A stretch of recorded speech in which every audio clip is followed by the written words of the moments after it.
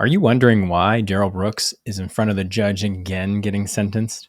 Daryl Brooks appeared virtually in court Monday morning from the Dodge County Correctional Facility, where he's currently serving 6 life sentences for the Waukesha parade attack in 2021.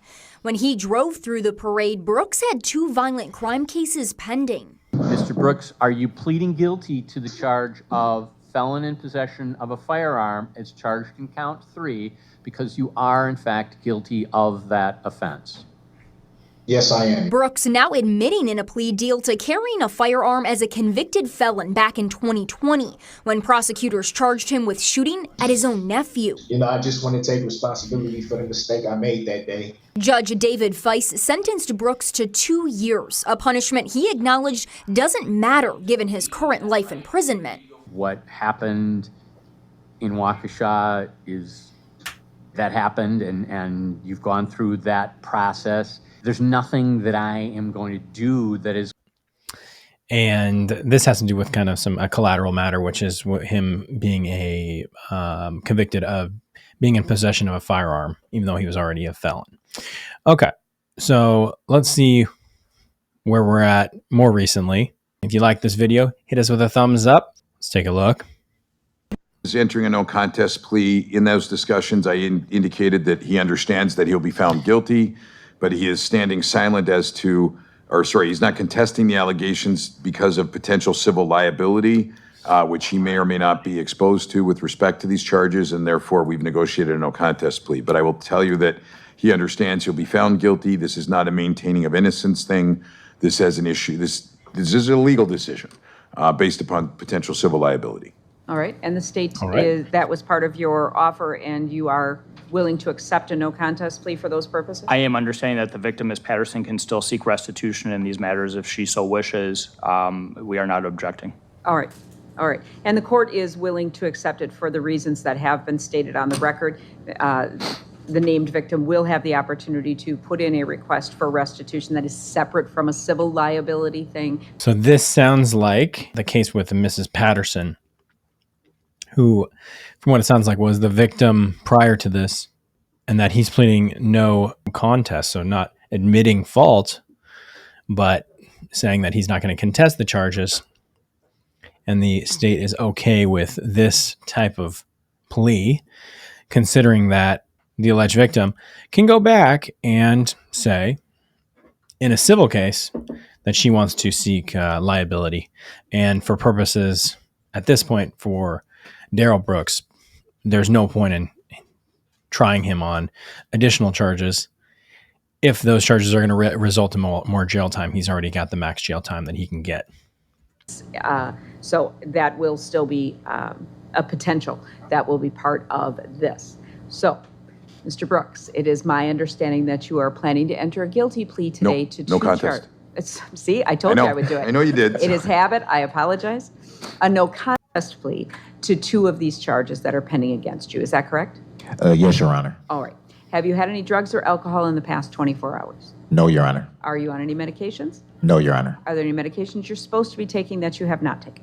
No, Your Honor. All right. So you've been charged with a number of counts in each of these cases. It's my understanding that you're going to enter a guilty plea to the 2. Or sorry, I did it again. No contest plea to the 2. And this judge is nervous. She keeps saying a guilty plea when it's no contest. It just seems kind of like a silly thing to mix up. Then the other charges will be dismissed and read in. What that means is for the dismissed and read in counts, you will not face any penalty for those, nor will you have a conviction for them. However, when we get to sentencing, the state will make their argument as to the facts of the case, and they can argue the facts that relate to those dismissed and read in charges, and I can take those into consideration when I sentence you on the 2 that you entered the no contest plea to and that you were ultimately found guilty of. Do you understand that? So typically what they say is that, we can take the states and take this into consideration. We can take this as a recommendation, the state's recommendation that you are found to have no contest, but they can also read into the record facts, and then the judge can make their own determination. The judge doesn't have to follow the agreement. Yes, Your Honor. All right. So for the two that you are going to enter the no contest plea on. The first is a second-degree recklessly endangering safety with a domestic abuse assessment. That means that it is a Class G felony, and for that you face the potential penalty of a fine of up to $25,000 and imprisonment of not more than 10 years or both. That 10 years is broken down into two parts: 5 years initial confinement and 5 years extended supervision as a maximum. Do you understand that's what you're facing? Yes, Your Honor. So that was probably a plead for agreement, plead for charge there because, or maybe not, but it's just one of the lower charges. A Class G alternative to a Class A would be lower than. So what they're saying is a 5-year maximum. That's not a very serious charge as far as for felony. You know, it could be higher, it could be lower, but 5 years, not the highest, as you can imagine. That being the maximum. In addition to that, because of the nature of the crime, that this is someone that you have been involved in a domestic relationship with, or either resided with, or have a child with, you would face the domestic abuse assessment for that, which is just an additional $100 penalty that would apply against you, as well as a federal ban on ever possessing a firearm. Do you understand that? Yes, Your Honor. All right. And then on which I'm sure he's totally okay with because he already has a ban. The count 1 felony intimidation of a victim that you're going to enter the no contest plea on in case 21 CF 5020. That is also a Class G felony, potential penalty of a fine of up to $25,000 and imprisonment of not more than 10 years, or both, broken into that 5 years initial confinement and 5 years extended supervision piece. Do you understand that? Yes, Your Honor. So this one's a little bit more. It's instead of 5 years, 10 years. You also understand that if you were to be sentenced to prison, you would have to serve in prison each day imposed as initial confinement, because initial confinement time is not reduced by good time or by parole. Yes, Your Honor. You further understand that when we get to sentencing, I was not part of any negotiations. So I'm not bound by anybody's offer or recommendation. Yes. I will listen to what the state has to say, anything that the alleged victim has to say, either in writing or in person or in, I guess, any other form. Anything that your attorney says, anything that you say, and anyone who speaks on your behalf. I will take all of those things into consideration, and then I'll sentence you as I see fit, which could be up to and including the maximum penalty. Do you understand that? Yes, Your Honor. Do you also understand that because these charges are felonies, once you are convicted, there's some additional consequences, including the fact that you will never be allowed to possess a firearm at any time in the future. You may not vote in any election until your civil rights are restored. You will have to provide a DNA specimen to the Wisconsin State Crime Lab for DNA testing. And because these are violent felonies as defined under Wisconsin law, you may never possess body armor at any time in the future. Do you understand that? Yes, Your Honor. Do you also understand that if you are not a citizen of the United States of America, the plea of guilty or no contest for this offense with which you were charged may result in deportation, the exclusion from admission to this country, or the denial of naturalization under federal law? Do you understand that?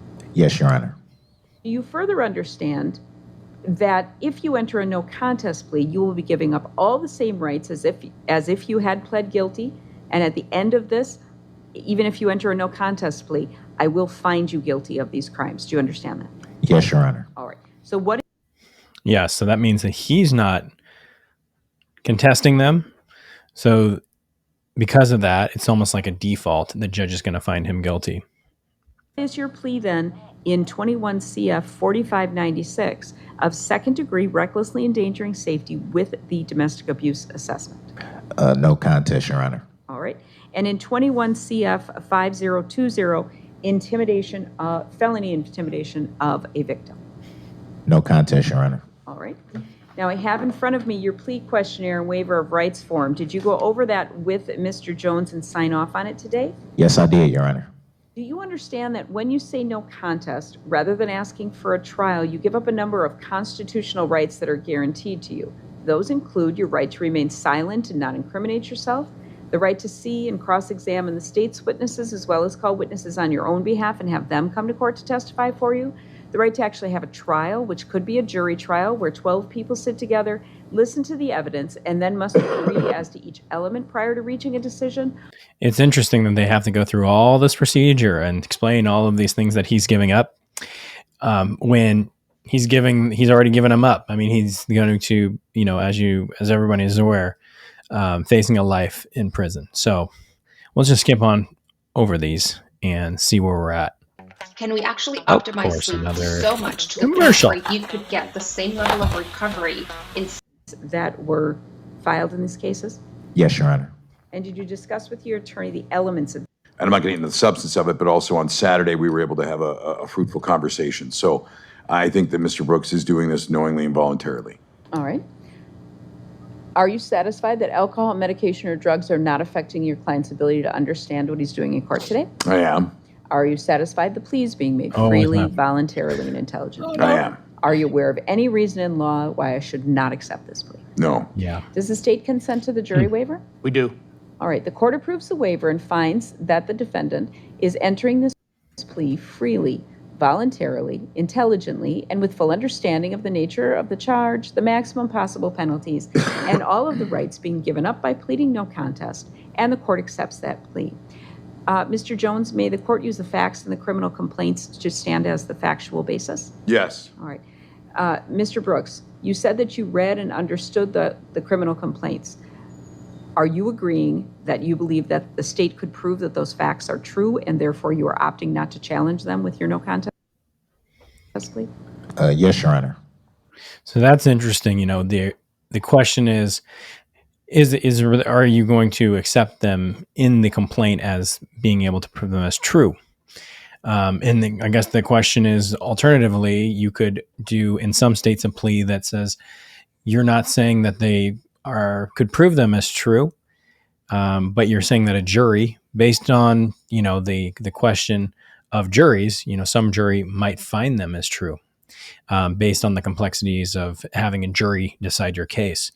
So it's an interesting concept. I won't go too deep into that right now, but the other thing is sometimes you're allowed, based on the case, to just say that you're admitting that there's enough evidence under the statute that a jury could find you guilty, and not having to admit that all the facts in the complaint or allow the judge to use all the facts in the complaint. You're just saying that, based on the statute, whatever it is, that there's sufficient evidence to potentially find that a jury could find you guilty. The court finds that there's a factual basis for the acceptance of your plea, and based on your pleas of no contest, the court now finds you guilty of the offense of second-degree recklessly endangering safety with the domestic abuse assessment and felony intimidation of a victim in the manner and form as charged in the information, and I judge you convicted as of today's date, and I order judgment of conviction to be entered into the record. Is the state moving to dismiss and read in the 21 CF 4596 counts 1, 2, 4, and 5? Yes, and counts 2 and 3 on 5020. Okay, you got there before I did. That's fine. All right, those will be dismissed and read in for the purposes of sentencing. It is my understanding that we're setting sentencing off for another date.